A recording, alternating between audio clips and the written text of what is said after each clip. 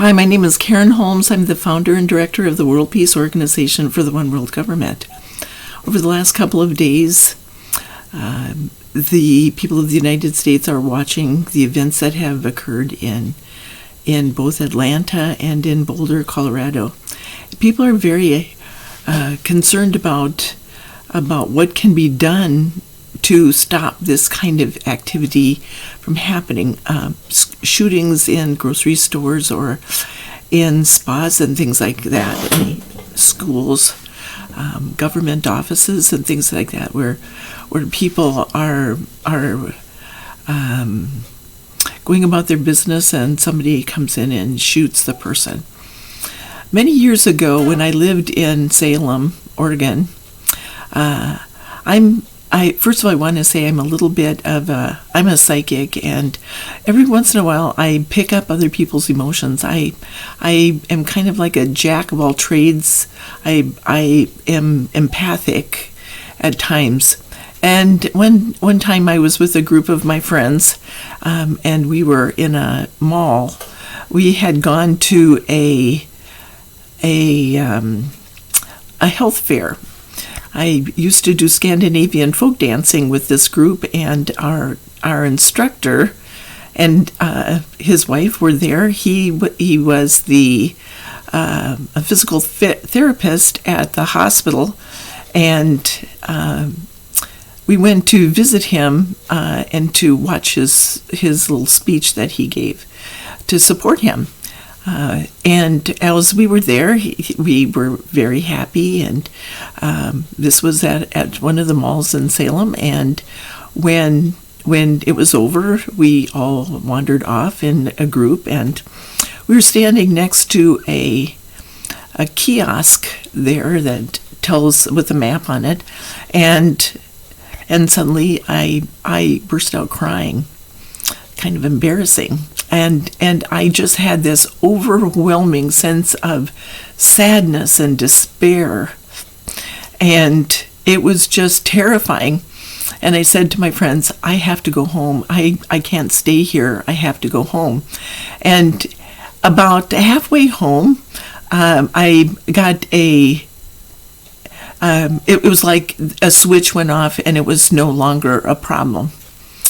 Okay. When I got home, all the way, it took me maybe 15-20 minutes to drive through Salem to get at the other end of town. And when I walked in the door, the phone was ringing. It had been ringing for quite a while, I think, and they waited for me to get home. It was one of my friends who was there, and he told me that when I had left, they were wondering what was going on, and they had wandered down to the other end of the mall, and they were kind of talking about, what happened to her, what was going on. And they said all of a sudden they heard shots, and right where we were standing, the next day there was a picture of two come laying on the floor on the ground. There had been a man who had come into the mall, had followed two people into the mall. One of them was his ex-girlfriend, and the other one was her new boyfriend, and she was pregnant with the new boyfriend's baby. And he was the killer was so distraught about the whole thing that he went in and shot both of them, and then he went out into the parking lot and shot himself. 3 people died plus the baby never was made it to the time of birth. Anyway, what happened was I got a glimpse into where people are when they kill somebody, when they're thinking about murdering somebody. So I have a little bit of a different perspective about shooters. The reason people kill other people basically is they feel that somebody has taken their life away from them and they can't figure out how to get it back. They're in a situation where you could say it's getting even with somebody. It's in a way, it's a kind of form of revenge. What I recommend happen is, instead of thinking of the shooters as being deranged, evil. Nobody's evil. What has to happen is there has to be a way to address the idea of the influences that put them into a situation where they feel they can't get their life. In a way, what we're doing is we're looking at an act of revenge, and it, in a way, like I said, in a way, it's getting even. But what happens then is, if you look at, when you look at movies like the movies where bad people do something to somebody, and that person decides that they're going to go fight that person. In a way, that's what's happening is, and there's so many movies like that where people go out, they grab a gun, and then they go out to stop the guy, like a vigilante kind of thing, or taking the law into their own hands. But what we need to look at also are the people. Now, this last shooting that occurred in Boulder, the media commented about it that the young man had felt like he had been bullied. And if you look at that idea that he had been bullied, how do you deal with the situation when you don't know how to solve the problems? And most of the movies and the stories that we hear about are somebody going off and stopping the bad guys. So we're looking at the shooter as being the bad guy, but the shooter is looking at the person as that's tormenting them, that's taking away their life. That is the person who basically, it's not what it seems. Most people are looking at kind of, there's a cause and effect here, and the shooter doesn't know how to solve the problem. It's a problem-solving issue, but we're not paying attention to the bullies. Okay, the idea of revenge, it's kind of like a retaliation for somebody who's oppressing them. So what I recommend that we do is look at things on an international basis for a little bit.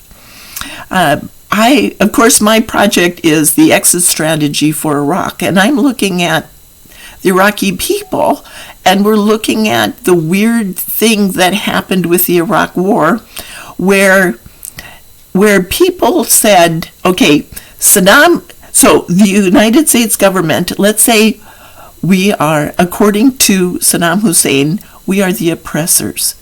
And our foreign policy with the Iraq War, George Bush's policy, was the oppressor going in and stopping Saddam Hussein, who felt that he was legitimate president of Iraq.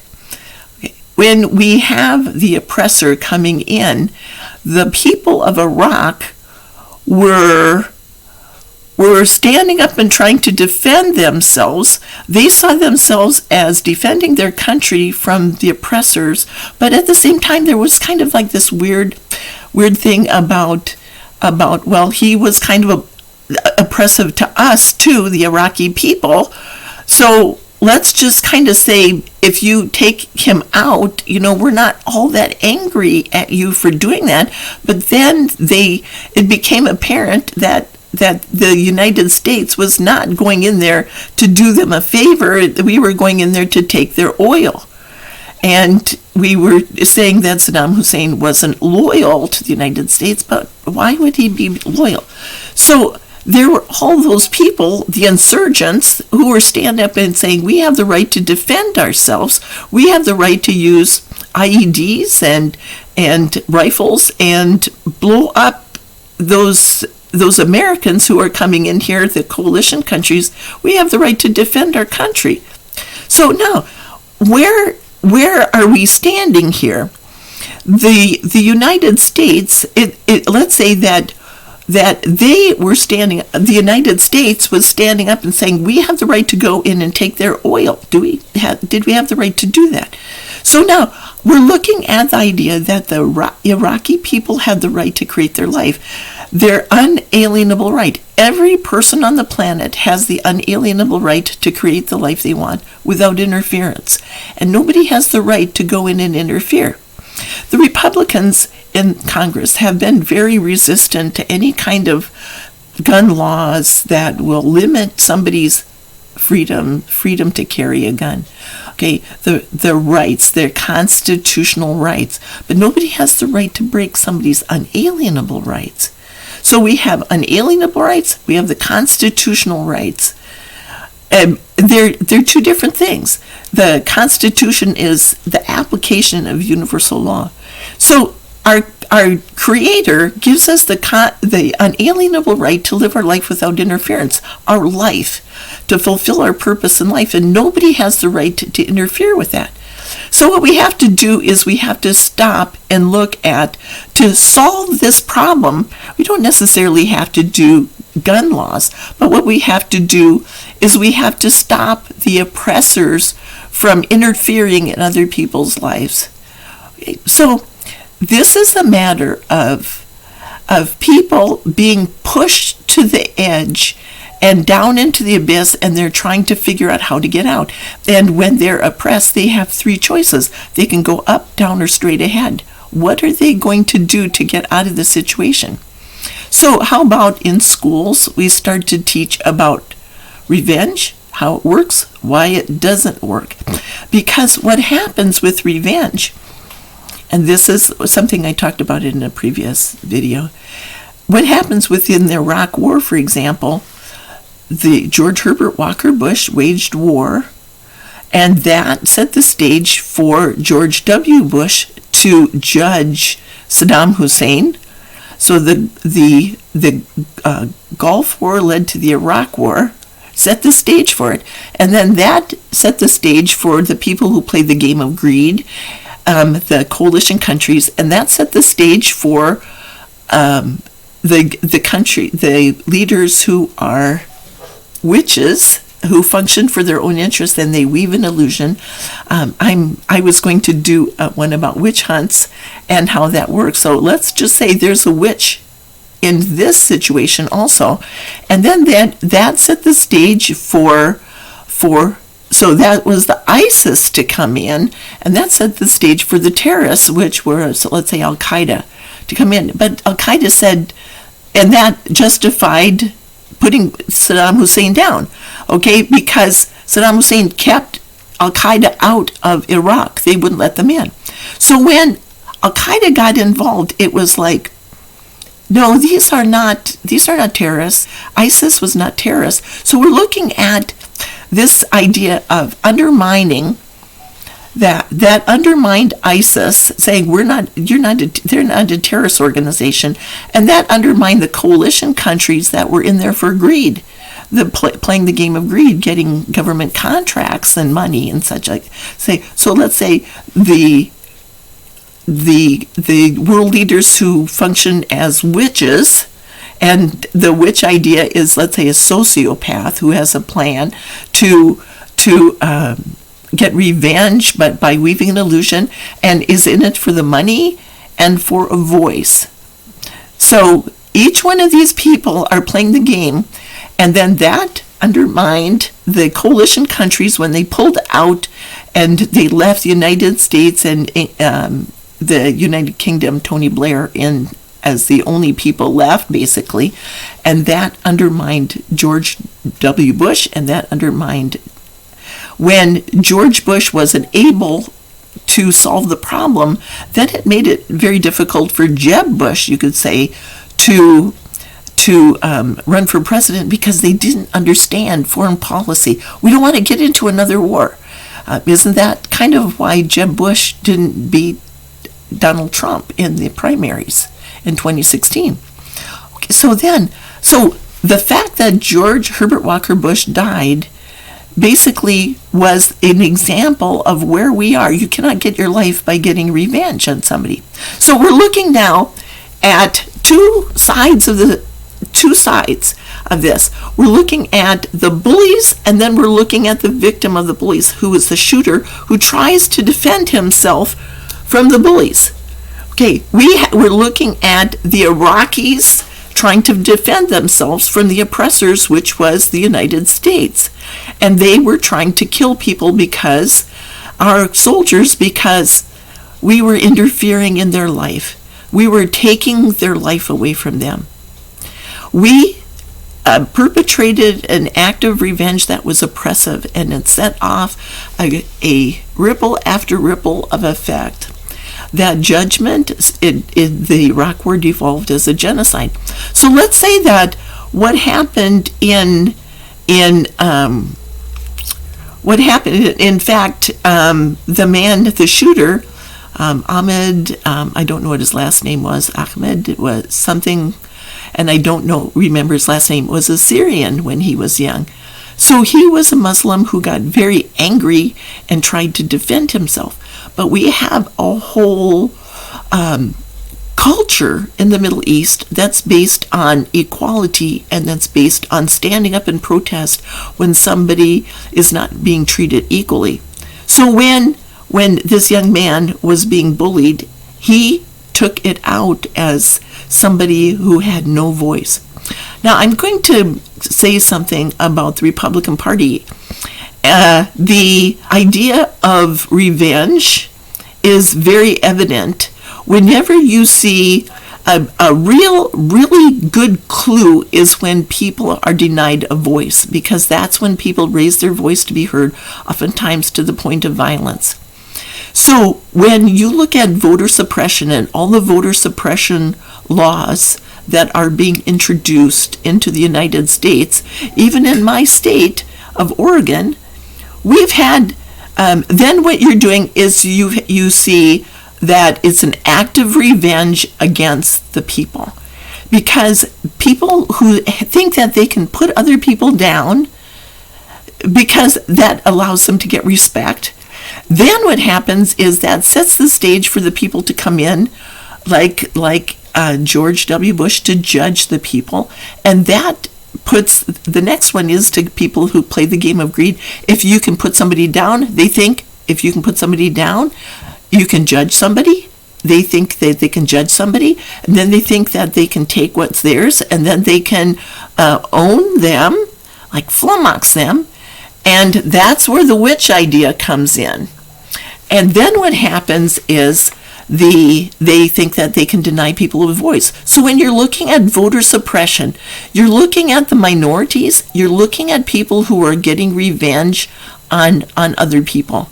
You're looking at the revenge against Asians, for example. You're looking at revenge against the black people and the Native Americans. And now you're starting to see the Republicans getting revenge on the white people, the Democrats. You're looking at a form of revenge, and people are going to stand up and protest now because the Republican Party are the oppressors at this point in time, looking at it from the idea of the Iraq War, the oppressors. By getting revenge, by bullying other people, by blocking people, by voter suppression, they're taking away the rights that people have, the unalienable rights to have a voice in their government. Okay, so that's what I wanted to talk about in terms of the shootings. But the witch hunt is a little bit different idea. When somebody talks about a witch hunt, that is somebody, a witch. Let's say there's the Halloween witch or the Harry Potter type witch and wizards and things like that. Those are the people that hey, Halloween is kind of fun when you dress up like a witch. Then there's the Wiccans, the people who practice earth magic, and then there's the sociopaths, the people who are let's say those people who are weaving an illusion, those are the people who do it because they think they can outsmart people. They outsmart people. They think they can. They're part of that revenge idea, and like I said about the people who are in it, because they can control other people. Okay, by outsmarting people, then what happens is that, like I said, that brings in the people who are voter suppression. So we are looking right now at witch hunt. But a witch hunt is also, you think of a witch hunt and you say it isn't necessarily what it sounds like. Okay, the classic definition of it. We're looking at somebody who's flummoxing people, outsmarting people. But the problem that you have with the witches, there's the allegorical witches also. And those are the people who basically, there is a solution for this. It's a form of mental illness. And basically they think they can't get their life either. The people who do that, the people who are let's say the allegorical devil, those are the people who are dragging you backwards in your progress. It's not that they're evil, because the games are bad, not the people. And this is a really nasty game because it's based on outsmarting people. There are ramifications to people who do that, though. The power game associated with that, one of the ramifications of that is pancreatic cancer, because they're functioning outside of their capacity and they don't have compassion.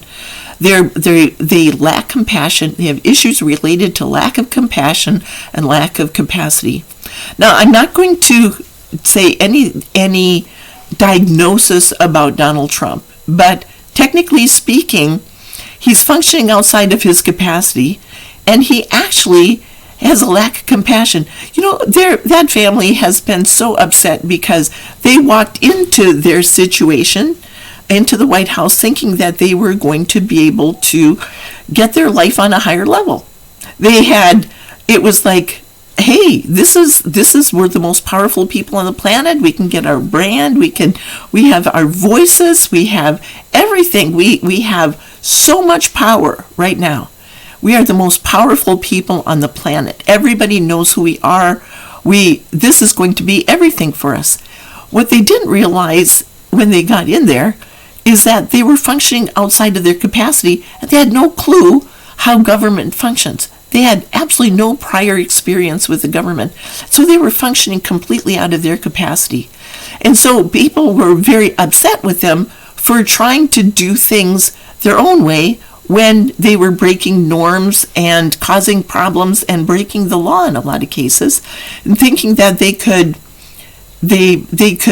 have fixers to solve problems and things like that. So now they're facing all these criminal charges, and it was like they walked up to this doorway, and when they opened it, instead of their life, they hit the point of the brick wall.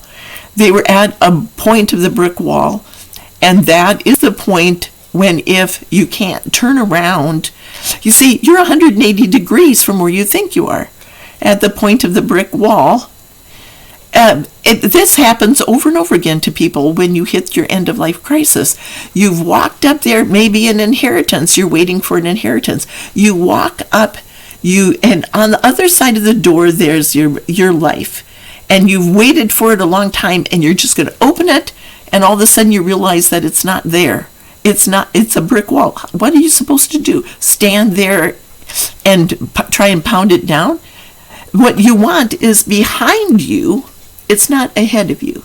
So we're looking at Donald Trump, for example, and his oppressive actions and policies toward, like, the people down at the border and such. And we're looking at the witch. We're looking at somebody who lied and deflected. The witch hunt. Donald Trump, you could say, is playing the power game associated with the witch. Are we looking for Donald Trump? So you can tell the power games associated with revenge. It's a very, very important for people to understand the games associated with revenge, how they work and why they don't work. And that's the whole idea that we're going to focus on with the Iraq War, because that's what happened. I'm not saying George W. Bush is a witch.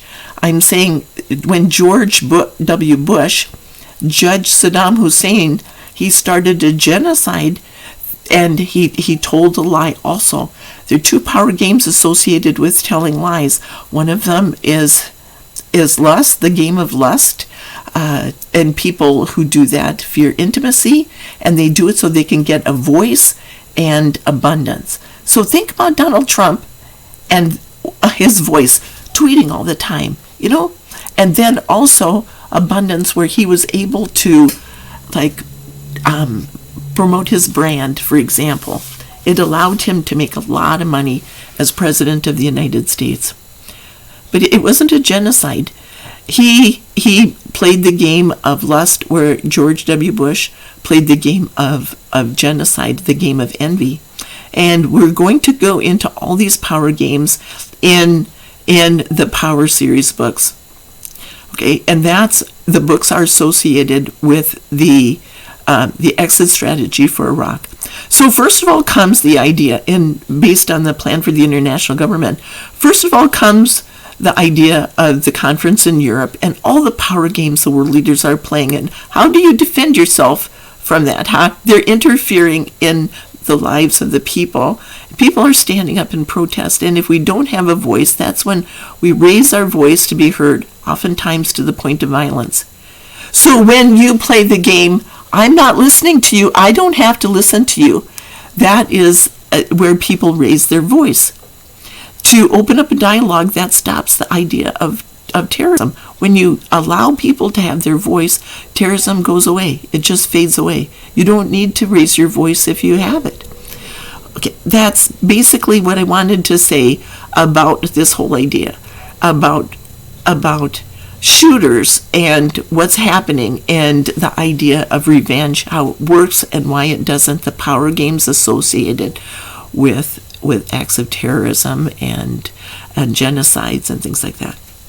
So our first exit strategy, our first government proposal is the exit strategy for Iraq, and it addresses this idea of power, where it comes from, where true power comes from, and we're going to go into each of the government proposals has an associated set of books so people can understand the principles, the application of the principles, and then how to evolve out of the situation with the planning process.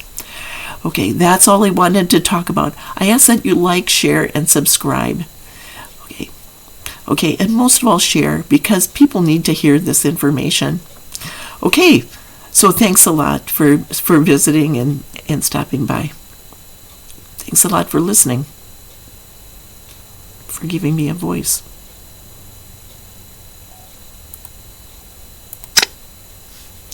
You know what? I like that idea. He said, you know what he said? My dad would say, people might actually listen to that.